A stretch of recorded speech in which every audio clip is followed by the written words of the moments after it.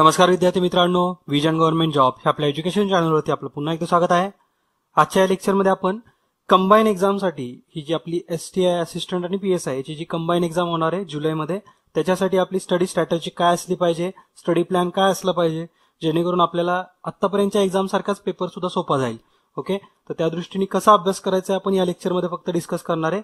आणि यानंतर जे प्लॅन असेल हा तुम्ही व्यवस्थित फॉलो पण करायचा आहे आणि त्या दृष्टीनेच आम्ही सुद्धा लेक्चर अपलोड करणार आहे. ओके, तर पहिल्यांदा आपण परीक्षेचं स्वरूप बघून घेऊया. परीक्षा कशी आहे तर परीक्षेचे 2 टप्पे असणार आहेत, प्री आणि मेन्स. प्री 100 मार्क्सची असणार आहे आणि मेन्स 200 मार्काची. आणि जी प्री होणार आहे याच्यामध्ये एकूण 100 क्वेश्चन्स असतील, 100 मार्क्स. याचा दर्जा पदवी लेवलचा असणार आहे. प्रश्न हे मराठी आणि इंग्लिश हे दोन्ही लँग्वेजमध्ये असतील. 1 तास वेळ असणार आहे क्वेश्चन पेपर सॉल्व्ह करायला आणि सगळेच्या सगळे प्रश्न हे वस्तुनिष्ठ स्वरूपाचे असतील, म्हणजे ऑब्जेक्टिव्ह टाईप क्वेश्चन असणार आहेत. ओके, तर आता आपण ह्याच्यामध्ये काय काय आपल्याला अभ्यास करायचा आहे, कुठले कुठले टॉपिक आहेत आणि त्याच्यामधले काय महत्वाचे सब टॉपिक आहेत हे आपण बघू. तर करंट अफेअर तुम्हाला करायचं आहे. करंट अफेअर याच्यामध्ये इंटरनॅशनल आहे, नॅशनल आहे, त्यानंतर फक्त इंटरनॅशनल आणि नॅशनल असाच उल्लेख केलाय. आपल्या ज्या आयोगाने आपल्याला जो सिलेबस कॉपी दिली आहे त्याच्यामध्ये असा 2च फक्त इंटरनॅशनल आणि नॅशनल असाच उल्लेख केलेला आहे. मात्र त्याच्यामध्ये सुद्धा जे इम्पॉर्टंट पर्सन न्यूजमध्ये असतील किंवा कुठले कुठले स्पोर्ट इव्हेंट्स असतील, त्यानंतर गव्हर्नमेंट स्कीम कुठल्या कुठल्या त्या या एका ड्युरेशनमध्ये होत्या त्या सुद्धा आपल्याला कराव्या लागतील. जसे की आपल्याला ऑगस्ट 2016 पासून ते जुलै 2017 मध्ये ज्या महत्वाच्या घडामोडी घडल्यात ह्या सगळ्या कराव्याच लागतील. एक्झाममध्ये त्याच्यावरती प्रश्न येतातच. ओके, त्याच्यामुळे ऑगस्ट 2016 पासून तुम्ही तुमच्या ज्या नोट्स बनवलेल्या असतील त्या वाचायला सुरुवात करा. जर नसतील बनवल्या तर जर मॅगझिन अवेलेबल झाले तुम्हाला तर नक्कीच ऑगस्ट पासूनचे मॅगझिन वाचायला सुरुवात करा. त्याच्या आधीचे पण वाचण्याची गरज आहे. मात्र आता आपण या दिवसामध्ये एकदम एक्झाम ओरिएंटेड जर बघाल तर ऑगस्ट ते जुलै याच्यामध्ये तुम्हाला बरेच प्रश्न एक्झाममध्ये दिसतील. ओके, आणि करंट अफेअरसाठी तुम्ही PIB ही गव्हर्नमेंट वेबसाईट यूज करू शकता. mununal.org नावाचं एक वेबसाईट आहे, ती बघू शकता. ओके, तर त्या 2 वेबसाईट्सवरून तुमचं नक्कीच चांगलं प्रिपरेशन सुद्धा बनणार आहे. PIB वरती जर गेला तर तुम्हाला तिथं डेट वाईज करंट अफेअर्स भेटतील, म्हणजे ज्या गव्हर्नमेंटच्या करंट न्यूज असतात ह्या तुम्हाला तिथं डेट वाईज सुद्धा भेटतील. म्हणजे ऑगस्ट, समजा तुम्हाला 15 ऑगस्ट टाकलं तरी 15 ऑगस्टच्या दिवशी झालेल्या ज्या गव्हर्नमेंटच्या महत्वाच्या घडामोडी आहेत त्या तुम्हाला वेबसाईटवरती अवेलेबल होतील.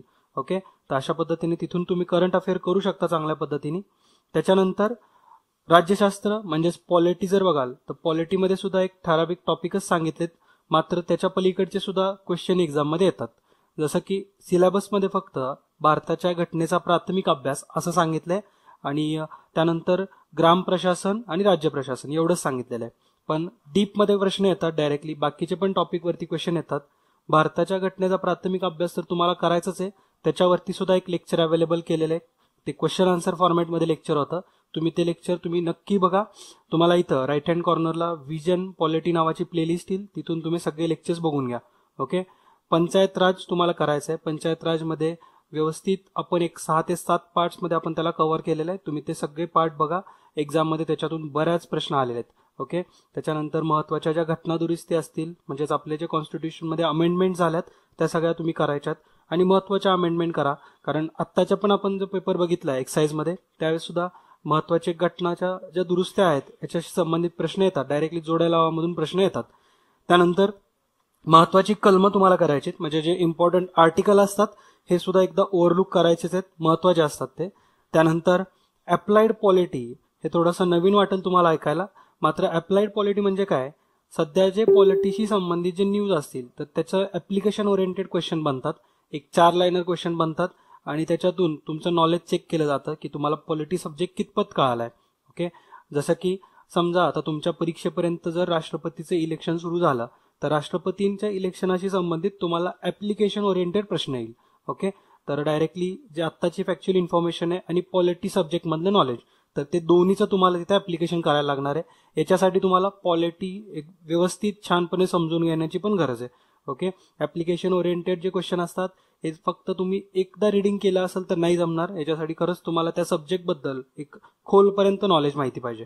ओके, त्यानंतर महत्वाचे पदसिद्ध व्यक्ती करायचे आहेत तुम्हाला, जसं की आपण प्रेसिडेंट बद्दल बोलतो, त्यानंतर व्हाईस प्रेसिडेंट, प्राईम मिनिस्टर, मुख्यमंत्री, राज्यपाल यांची जे कामं असतात यांची नियुक्ती कशी होते, अटॉर्नी जनरल तर ते कसे होते त्यांची नियुक्ती, त्यांचा कार्यकाल किती असतो, त्यांना शपथ कोण देतं. तर अशा पद्धतीचे सगळे जे पदसिद्ध व्यक्ती असतात महत्वाचे हे सगळे तुम्ही कव्हर करा. ओके, सुप्रीम कोर्टचे जज सुद्धा तुम्ही करू शकता, चीफ जस्टिस ऑफ इंडिया यांच्यावरती सुद्धा प्रश्न येतात एक्झाममध्ये. त्यानंतर इतिहास टॉपिक बघू आपण. हिस्ट्रीमध्ये तुम्हाला काय काय करायचं आहे. आपण नंतर हे तुम्हाला किती ड्युरेशनमध्ये करायचं आहे हे सुद्धा बघणार आहे. तुमचं टाइम मॅनेजमेंट काय असणार आहे हे सुद्धा बघणार आहे आपण. पहिल्यांदा आता हिस्ट्री टॉपिक बघू आपण. हिस्ट्रीमध्ये काय काय करायचं आहे. तर महाराष्ट्राचा इतिहासावरती तुमचा जास्त फोकस पाहिजे. महाराष्ट्र राज्याची स्थापना कधी झाली होती, पहिले मुख्यमंत्री कोण होते, जी अशी फॅक्च्युअल इन्फॉर्मेशन आहे ही तर तुम्हाला माहिती पाहिजेच. ओके, त्यानंतर आधुनिक भारत सुद्धा तुम्हाला करायचं आहे. आधुनिक भारत म्हणजे एकदम अशी एन्शियंट हिस्ट्री तुम्हाला करायची गरज नाहीये या एक्झामसाठी. जसं की आपल्याला जर राज्यसेवेचा पेपर असेल तर तिथं मेन्शन केलेलं असतं की एन्शियंट हिस्ट्री तुम्हाला करायला लागणार आहे. पण इथं आधुनिक भारत सांगितलंय म्हणजे एक 1800च्या पुढचा, 1857च्या पुढचा जो इतिहास असेल तो तुम्हाला करावा लागणार आहे. ओके, किंवा इंग्रज सत्ता भारतामध्ये ज्यावेळेसपासून आली आहे तिथून तुम्ही केलं तरी चालेल. मात्र तुम्ही नक्की या आधुनिक भारतावरतीच फोकस ठेवा. एन्शियंट हिस्ट्री म्हणजेच जे आपले वेदांचा जो काळ होता, ओके, हडप्पा संस्कृती आहे, तर अशा प्रकारचं तुम्हाला या एक्झामसाठी करण्याची गरज नाहीये. ओके, तर आधुनिक भारत तुम्हाला करायचा आहे. त्याच्यामध्ये वेगवेगळे टाइप्स आहेत, म्हणजे वेगवेगळे एक टॉपिक आहेत. त्यानंतर 1857चा उठाव आहे, त्याच्यामध्ये गव्हर्नर जनरल्स असतात, त्यानंतर गांधी युग आहे आणि महाराष्ट्रातील समाज सुधारक. तर हे टॉपिक हिस्ट्रीमधले अतिशय महत्वाचे आहेत. हे सगळेच्या सगळे तुम्ही करायचेच आहेत. याच्यामध्ये असा चान्स घेऊ नका की 1-2 टॉपिक करायचे बाकीचे सोडून देऊ, असं बिलकुल करू नका. हे एकदम सॉर्ट आउट करून घेतलेला सिलेबस आहे, एकदम तुम्हाला छोटा करून दिलेला आहे. याच्यातून प्रश्न वारंवार एक्झाममध्ये आलेत म्हणून आपण हा फॉर्मॅट ठेवलाय. ओके, तर हेच टॉपिक तुम्ही करा, वारंवार करा, त्याला थोडं आणखीन डीपमध्ये पण अभ्यासा. नक्कीच तुम्हाला एक्झाममध्ये चांगले मार्क पडतीलच. जॉग्राफी टॉपिक आता बघू आपण. जॉग्राफीमध्ये तुम्हाला काय काय करायचं आहे. तर महाराष्ट्रातील प्राकृतिक भूगोल तुम्हाला माहिती पाहिजे. म्हणजे महाराष्ट्रामध्ये डोंगर कुठल्या बाजूला आहेत, कुठल्या बाजू जे आपले विभाग आहेत वेगवेगळे, त्या विभागांमध्ये काय काय त्यांच्यामध्ये थोडेसे फीचर्स काय काय आहेत. ओके, कोकण विभागामधलं काय फीचर आहेत, तिथं कुठले कुठले वेगवेगळे पर्वत रांगा आहेत, तर हे तुम्हाला सगळं माहिती पाहिजे. त्याच्यानंतर रेखांश अक्षांश आपल्या महाराष्ट्राचं काय आहे, म्हणजे आपले डायमेन्शन्स काय आहेत, आपल्या महाराष्ट्राला कुठल्या कुठल्या राज्यांच्या बॉर्डर आहेत, आपल्याला समुद्र किनारी जो आहे किनारपट्टी ही किती किलोमीटरची आहे किंवा कुठल्या समुद्राला लागून आहे. तर ह्या ज्या सगळ्या फॅक्च्युअल इन्फॉर्मेशन आहे प्राकृतिक भूगोलासंबंधात, तर ती सगळी तुम्ही करायची. त्याच्यावरती एक लेक्चर नक्की अपलोड करणार आहे आम्ही आणि तिथून मग तुम्हाला प्राकृतिक भूगोल एकदम डिटेलमध्ये कळून जाईल. ओके, नदी प्रणालीवरती जास्त फोकस ठेवा. नदी प्रणालीचा जो आमचा या चॅनलवरती एक लेक्चर अवेलेबल आहे तो खूप जणांनी बघितलाय, जवळपास 1,70,000 जणांनी बघितलाय तो, आणि त्याच्यातून सगळ्यांनाच फायदा झालेला आहे. प्रत्येक एक्झाममध्ये महाराष्ट्रातली नदी प्रणाली येतेच आणि आपण तिथे छान पद्धतीने कव्हर केलेली आहे. तुम्ही विजन जॉग्राफी प्लेलिस्ट मधून सगळे लेक्चर्स बघू शकता. त्यानंतर तुम्हाला देशातले वनांचे टाईप, महाराष्ट्रात कुठले कुठले वन आढळतात त्याच्यापैकी, तर हे सुद्धा करायचे आहेत. खनिज संपत्ती, आपल्या देशाची खनिज संपत्ती, त्याचबरोबर स्पेशल रेफरन्स देऊन महाराष्ट्राची खनिज संपत्ती, त्याच्यावरती सुद्धा लेक्चर अवेलेबल आहे. ते सुद्धा तुम्ही व्यवस्थित करा. लेक्चरमध्ये सुद्धा जे पॉईंट मिसिंग असतील हे सुद्धा तुम्ही बुक्समधून करू शकता. ओके, मग बुक्समधून जरी केलं तरी आणखीन तुमच्या नॉलेजमध्ये भरच पडणार आहे. त्यानंतर प्राणी जीवन करायचं आहे तुम्हाला, म्हणजे महाराष्ट्रात कुठल्या कुठल्या प्राण्यांचे प्रकार आणि कुठल्या कुठल्या उपजाती आहेत त्यांच्या. त्यानंतर पिके व त्यांची ठिकाणं, कुठल्या ठिकाणांमध्ये, कुठल्या विभागांमध्ये, कुठल्या जिल्ह्यामध्ये कुठलं पीक येतं, तर याच्याबद्दल पण एक लेक्चर अवेलेबल करून देऊ आम्ही, ते सुद्धा तुम्ही बघू शकता. अक्षांश आणि रेखांश, हे आपल्या देशाचा अक्षांश रेखांश काय आहे. अक्षांश रेखांश म्हणलं तर आपले जे अक्षांश आपण मोजतो, विषुववृत्त, अक्षवृत्त, हे जे वेगवेगळे वृत्त आहेत हे सुद्धा तुम्हाला करायचेच आहेत. थोडासा एक ओव्हरलुक तुम्हाला द्यायचा त्याच्याबद्दल. पृथ्वी आणि जगातील हवामानाचे विभाग, तर हे सुद्धा टॉपिक तुम्ही करा. नक्कीच एक्झाममध्ये याच्यावरती सुद्धा प्रश्न बनतातच. ओके, तर भूगोलाचं सुद्धा एक संक्षिप्त असा सिलेबस समोर दिलेला आहे तुम्हाला. हा सगळ्याच्या सगळा तुम्ही एक्झामला जायच्या आधी करायचाच आहे. अर्थव्यवस्था आता बघू आपण. इकॉनॉमिक्स तसं सांगणं डिफिकल्ट आहे, कारण इकॉनॉमिक्समध्ये जुन्या रिपोर्टवरती प्रश्न येतात आणि जुने रिपोर्ट जे आहेत हे सहसा आपल्याला सापडणार पण नाहीत. ते 2005चा विचारतील, 2009चे विचारतील. ओके, आणि तो आपल्याला सिलेबसमध्ये कुठल्या बुकमध्ये पण अवेलेबल होणार नाहीये. त्याच्यामुळं बेसिक कन्सेप्ट ऍटलिस्ट क्लिअर करण्याचा प्रयत्न करा. अर्थव्यवस्था किंवा इकॉनॉमिक्स खरंच वास्ट सब्जेक्ट आहे. याच्यामध्ये जे बेसिक असेल ते तुम्ही कव्हर करा ऍटलिस्ट. बाकी आपण याच्यामध्ये काय क्वेश्चन येऊ शकतील हे प्रिडिक्टच करू शकत नाही. अर्थव्यवस्था खूप वास्ट आहे आणि जसं की मी तुम्हाला सांगितलं जुन्या रिपोर्टवरती प्रश्न येतात आणि ते रिपोर्ट आपल्याला सहसा अवेलेबल पण होणार नाहीयेत.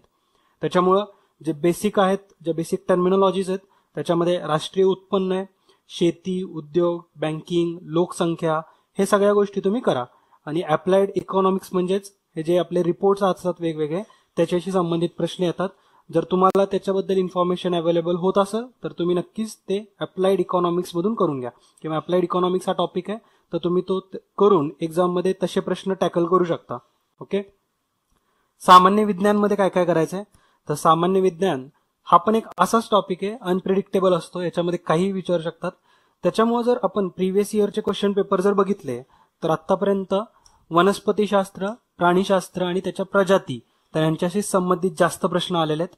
तर तुम्ही हे 3 टॉपिक पण वाचू शकता आणि त्याचबरोबर एमसीक्यू फॉर्मॅट्समध्ये क्वेश्चन सॉल्व्ह करण्याचा प्रयत्न करा. म्हणजे जे जे तुम्हाला सायन्स टॉपिक मधले एमसीक्यू अवेलेबल होतील तर एमसीक्यूज मधून अभ्यास चांगला होईल. ओके. तर अशा पद्धतीने तुम्ही सायन्स पण करू शकता. त्याच्यानंतर आपण बघू की बुद्धिमापन चाचणीमध्ये काय काय करायचंय. तर बुद्धिमापन चाचणी याच्यामध्ये अंकगणित सुद्धा इन्क्लूड आहे. याच्यामध्ये अंकगणितात वेगवेगळे प्रकार असतात, म्हणजे वेगवेगळे सब टॉपिक आहेत. त्याच्यामध्ये पर्सेंटेज आहे, ऍव्हरेज आहे, रेशो प्रपोर्शन असतं, time distance, speed, time and work, असे वेगवेगळे जे टॉपिक आहेत अंकगणितामधले ते तुम्हाला करावे लागतील. मात्र अंकगणिताला थोडंसं वेटेज कमी असतं, बुद्धिमापन चाचणीला थोडं जास्त वेटेज असतं. समजा जर एकूण 10 प्रश्न आले सीसॅट वरती तर त्याच्यापैकी एक 7 प्रश्न डायरेक्टली बुद्धिमापन चाचणीचे असतात आणि 3 एक प्रश्न अंकगणिताचे असतात. ओके. जर अंकगणित तुम्हाला डिफिकल्ट वाटत असेल तर स्किप करू शकता तुम्ही त्याला. ओके. आणि बुद्धिमापन चाचणीमध्ये तुम्हाला काय काय करायचंय, तर मिसिंग नंबर्स करायचे आहेत. नंबर सिरीजचे पण त्याच्यामध्ये टाईप येईल आणि जे एखाद्या फिगरमध्ये एखादा नंबर जो मिसिंग असतो, जो आपण आपल्या डेली क्विजमध्ये सॉल्व्ह करतोय, तर अशा प्रकारचे प्रश्न तुम्हाला करायचे आहेत. आणि याची सुद्धा प्रॅक्टिस तुम्हाला डेली लागणार आहे. हा टॉपिक असा आहे की तुम्ही रोज करणं याला गरजेचंच आहे, कारण हा काय असा काही कन्सेप्ट नसतो की जो तुम्ही 1 महिन्यापूर्वी जर केला, वाचला तर एक्झाम मध्ये परत जाऊन आठवल, असा नाही आहे. हा डायरेक्टली प्रॅक्टिस ओरिएंटेड कन्सेप्ट आहे. बुद्धिमापन चाचणीवरती तुम्ही जेवढी जास्त प्रॅक्टिस कराल तेवढा तुमचा एक्झाम मध्ये पण वेळ वाचेल आणि पटपट क्वेश्चन सॉल्व्ह होतील. ओके. त्यानंतर पझल्स सुद्धा सॉल्व्ह करायचे आहेत तुम्हाला. पझल्स बरोबरच ब्लड रिलेशन म्हणजे जे नातेसंबंधाशी संबंधित प्रश्न येतात तर ते सुद्धा तुम्हाला बघायचे आहेत. ब्लड रिलेशन वरती पण लेक्चर अवेलेबल आहे, ते तुम्ही बघून घ्या. त्याच्यातून चांगल्या पद्धतीने तुमचे कन्सेप्ट क्लिअर होतील. ओके. आणि जी आमची डेली सिरीज आहे, डेली क्विज सिरीज आहे, ती नक्की फॉलो करा. त्याच्यातून सुद्धा नक्कीच तुम्हाला भरपूर प्रॅक्टिस होत राहणार आहे. अशा पद्धतीने आपण सगळे टॉपिक कव्हर केलेत. आता हे कव्हर केलेत पण याला अभ्यास तुम्ही कसा करायचा आहे, रोज किती वेळ कुठला टॉपिक करायचा आहे आणि या राहिलेल्या 40 ते 45 दिवसामध्ये जर प्रिपरेशन केलं तर होऊ शकतं का, तर असे सगळ्यांचे प्रश्न असतील. तर आता बघू आपण टाइम शेड्यूल काय ठेवायचं आहे. तर रोज तुम्हाला 10 तास अभ्यास करायचा आहे हे गृहीत धरा. ह्याच्यामध्ये तुम्हाला करंट अफेअरसाठी डेली टाइम काढायचा आहे. रोज 2 तास करंट अफेअरसाठी द्यायचे आहेत. ओके. करंट अफेअर म्हणाल तर जे मॅगझिन्स असतील तर तिथून तुम्ही वाचू शकता. त्याच्याबरोबर ऑफिशियल वेबसाईट्स असतील तर तिथून सुद्धा इन्फॉर्मेशन घेऊ शकता तुम्ही. ओके. आणि स्वतःच्या नोट्स सुद्धा बनवायला सुरुवात करा. छोट्या छोट्या पॉईंट्समध्ये नोट्स बनवायच्या, हायलाइटेड करून ठेवायची एखादी गोष्ट आणि नंतर तुम्ही 1-2 आठवड्यानंतर काढलेल्या नोट्स रिवाइज करा. आणि 2 तास सफिशियंट आहेत करंट अफेअरसाठी. बरेच जण सांगत असतील की 3-4 तास द्यावे लागतात करंट अफेअरला, तर बिलकुल असं काही नाहीये. आणि पेपर पण तुम्ही नक्की वाचायचं आहे. लोकसत्ता वाचा, त्याच्याबरोबर जर इंग्लिशमध्ये जमत असेल तर द हिंदू न्यूजपेपर वाचा. ओके. तर अशा पद्धतीने करंट अफेअर जर तुम्ही केलं आणि रोज 2 तास जर अभ्यास करत असाल तर या 40 ते 45 दिवसांमध्ये ऑगस्ट पासून ते या जुलैपर्यंतचे सगळेचे सगळे करंट अफेअर तुमचे कव्हर होतील. ओके. त्यानंतर पॉलिटी किंवा इकॉनॉमिक्स हा एक टॉपिक एकाच दिवशी करायचा आहे. म्हणजे एकतर तुम्ही पॉलिटी करा और इकॉनॉमिक्स करा आणि हे अल्टरनेट डेला करायचं आहे. म्हणजे एक दिवस तुम्ही पॉलिटी करायचं, दुसऱ्या दिवशी मग इकॉनॉमिक्स घ्यायचं, त्याच्या तिसऱ्या दिवशी म्हणजे परत पुढच्या दिवशी तुम्ही पॉलिटी घ्यायचं, नेक्स्ट डे इकॉनॉमिक्स, म्हणजे अल्टरनेट करत राहायचं. ओके. असं सलग पॉलिटी पण नका वाचू आणि सलग इकॉनॉमिक्स पण करायचं असं नका करू. पॉलिटीला 4 तास द्या, त्याच्यानंतर दुसऱ्या दिवशी इकॉनॉमिक्सला 4 तास. मग या 4 तासामध्ये तुम्ही 2-2 तासाचे 2 सेशन करू शकता किंवा 3 तासाचं एक सेशन ज्याच्यामध्ये तुम्ही फक्त वाचत राहणार आणि 1 तासामध्ये रिवाइज करणार. तर अशा पद्धतीने जर 4 तासाचे 2 टप्प्यामध्ये अभ्यास केला तर तो एक खरंच चांगला अभ्यास असतो. कारण हे सायंटिफिकली पण प्रूव्ह झालंय की आपल्या मेंदूला थोड्याशा रेस्टची गरज असते. 1-2-3 तास बैठक झाल्यानंतर 15-20 मिनिटाची रेस्ट देत जा. ओके. त्याच्यानेच तुम्हाला थोडासा अभ्यासाला पण माइंड फ्रेश होत जाईल आणि जे तुम्ही वाचलंय हे रिकॉल पण करत राहा, म्हणजे आपले रिव्हिजन पण होत राहील. ओके. त्याच्यानंतर हिस्ट्री और जॉग्राफी असा टॉपिक करायचा आहे तुम्ही. म्हणजे एका दिवशी तुम्हाला करंट अफेअर करायचंय डेली, त्याच्यानंतर समजा जर तुम्ही पॉलिटी घेतलं तर त्याच दिवशी तुम्हाला हिस्ट्री और जॉग्राफी करायचंय. ओके. तर हिस्ट्री और जॉग्राफी हे पण अल्टरनेट डे चालणार, म्हणजे एक दिवशी हिस्ट्री चालेल, त्याच्या दुसऱ्या दिवशी जॉग्राफी. मी असं सजेस्ट करेल की पॉलिटी आणि हिस्ट्री हे एकाच दिवशी तुम्ही कंडक्ट करू शकता. ओके, चांगल्या पद्धतीने कंबाईन एक्झाम होईल आणि थोडंसं पॉलिटीमधले पण जे इयर असतात हे हिस्ट्री सोबत पण मॅच होतील आणि याच्यातून तुम्हाला एक चांगलं कंबाईन स्टडी होत राहील. ओके, त्याच्यामुळं आतापर्यंत 2 तास तुम्ही करंट अफेअरला दिलेत, पॉलिटीला 4 तास, 6 तास झाले, त्याच्यानंतर हिस्ट्रीला 4 तास, एक 10 तास इथंच झालेले आहेत.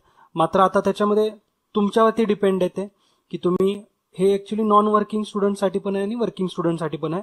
वर्किंग स्टुडंट याच्यातून 2-2 तास देऊ शकता, म्हणजे पॉलिटीसाठी 2 तास, हिस्ट्रीसाठी 2 तास. ओके, आणि त्याच्यानंतर बुद्धिमापन चाचणीसाठी कमीत कमी तुम्हाला 1 तास डेली द्यायचंच आहे. तर अशा पद्धतीने हे एक 11 तासाचं सेशन बनल. तर असं सेशन जर फॉलो कराल तर नक्कीच तुम्हाला एक्झाममध्ये चांगल्या पद्धतीने मार्क पडतीलच. ओके, आणि आता एक सगळ्यात महत्वाचा पोर्शन राहिलाय आणि ते म्हणजे प्रॅक्टिस सेट. प्रॅक्टिस सेट किंवा प्रिव्हियस इयर क्वेश्चन पेपर. तर याच्यासाठी तुम्हाला आठवड्यातले 2 दिवस द्यायचेत. सॅटर्डे संडे तुम्ही असं प्रिपरेशन करू शकता प्रॅक्टिस सेटसाठी किंवा प्रिव्हियस इयर क्वेश्चनसाठी. तर एका आठवड्यातले 2 दिवस, म्हणजे सॅटर्डेला समजा जर तुम्ही 2 क्वेश्चन पेपर सॉल्व्ह केले, एक म्हणजे क्वेश्चन पेपर और प्रॅक्टिस सेट तुम्ही करू शकता. प्रिव्हियस इयर क्वेश्चन पेपर बघितले तरी चांगलं प्रिपरेशन होतं.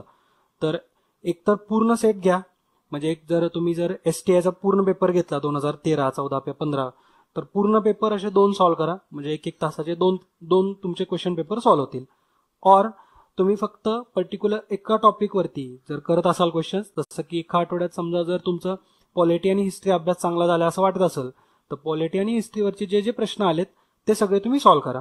ओके, तर मार्केटमध्ये सुद्धा भरपूर प्रॅक्टिस सेट अवेलेबल आहेत. प्रॅक्टिस सेट कुठल्याही तुम्ही प्रकाशनाचं घ्या, असं नाही की पर्टिक्युलर एकाच प्रकाशनाचं घेतलं पाहिजे. कुठलंही प्रॅक्टिस सेट एक तुम्ही एक ऍटलिस्ट 2 तरी प्रॅक्टिस सेट सॉल्व्ह झाले पाहिजेत अशा दृष्टीने बघा. एका बुकमध्ये एक 20 तरी क्वेश्चन सेट असावे, म्हणजे तुमचे 40 क्वेश्चन सेट कम्प्लीट होतील. ओके, आणि हे पहिल्यांदा एक 3 आठवड्यासाठी तुम्ही प्रत्येक आठवड्यामध्ये 2 क्वेश्चन पेपर सॉल्व्ह कराल किंवा 2 दिवस तुम्ही प्रॅक्टिस सेटसाठी द्याल. मात्र एक्झाम जवळ आल्यानंतर तुम्हाला रोज प्रॅक्टिस सेट सॉल्व्ह करायचे. ओके, मग आपण एक 20 दिवसानंतर सुद्धा आणखीन एक स्ट्रॅटेजी बनवू आणि त्याच्यामध्ये तुम्हाला प्रॅक्टिस सेट काय सॉल्व्ह करायचे आणि किती वेळ सॉल्व्ह करायचे हे पण डिस्कस करू. तर अशा पद्धतीने आत्ताचा ऍटलिस्ट तरी हे जो टाइम शेड्यूल्ड आहे हा तुम्ही फॉलो करा. याच्यातून तुम्हाला नक्कीच एक्झाममध्ये चांगल्या पद्धतीने हेल्प होणार आहे आणि हे स्ट्रॉंग प्रिपरेशन होईल तुमचं. आणि तुमची जी एक्झाम आहे ही 16 जुलैला एक्झाम असणार आहे, 16 जुलै 2017ला.